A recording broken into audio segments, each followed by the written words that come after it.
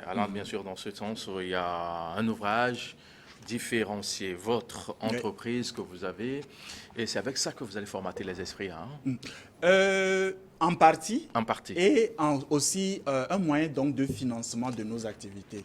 Ceci est un bel exemple. Au lieu d'attendre des financements d'ailleurs, créons encore des produits. C'est là où l'idée de l'ouvrage est venue. Il Qui faut peut forcément servir. lire ça d'abord avant de venir à la formation. Comment ça se passe? Bon, c'est bien de lire, au moins vous êtes préparé. Sinon, vous venez et puis bon, vous ne savez pas de quoi il s'agit, quoi.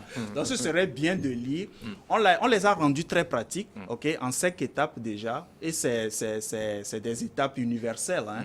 Quelle que soit l'entreprise qu'on me met à restructurer, je me base toujours sur ces 5 étapes-là à clarifier. Oui. Donc, ce serait bien de lire et voir comment est-ce que... Bien, donc, il faudrait bien quand même le lire pour quand même se préparer au contenu qui sera donc touché dans le truc. Donc, dans les 5 étapes, j'invite même ceux qui...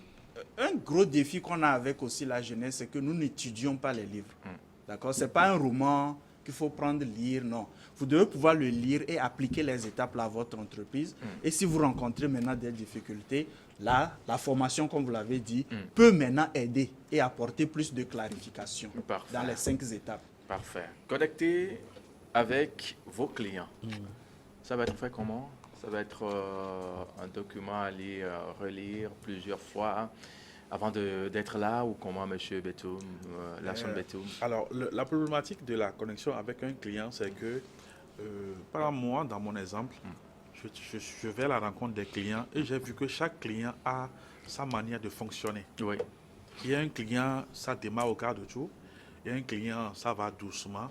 Donc, connecter avec le client, c'est d'abord de connaître comment le client opère, connaître comment il fonctionne pour pouvoir maintenant lui apporter votre solution. Donc, je pense que c'est vraiment un ouvrage qui est utile pour les entrepreneurs, les chefs d'entreprise que nous sommes, pour voir comment analyser chaque type de client, comment le mettre dans un canevas pour pouvoir vraiment lui proposer la solution que nous voulons lui vendre.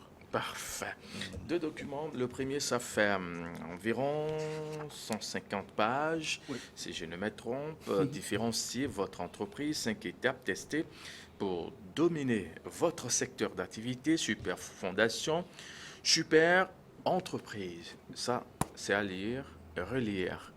Ça, c'est le premier document. Et dans lui spécialement, si je peux parler un peu de la 5e étape, d'accord? Elle porte sur l'innovation. Je pense que souvent, on rend l'idée de l'innovation aussi grandiose. On pense qu'il faut toujours créer quelque chose de nouveau, ou bien la créativité n'est donnée qu'à ceux qui amènent des nouvelles idées.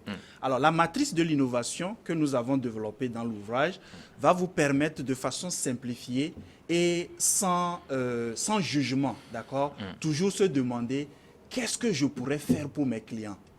Cette question-là, juste cette question vous permet de réfléchir dans le futur.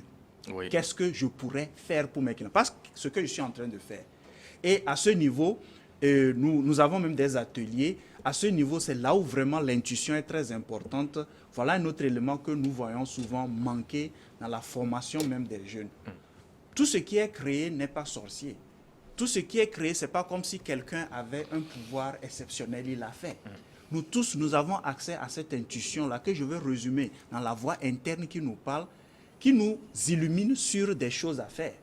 Donc, dans cette matrice de l'innovation, au niveau donc de la ligne 3, que pourrais-je faire pour mes clients? Il faudrait quand même savoir comment capitaliser sur cette force intuitionnelle-là et trouver donc des solutions que personne d'autre n'a encore peut-être à penser.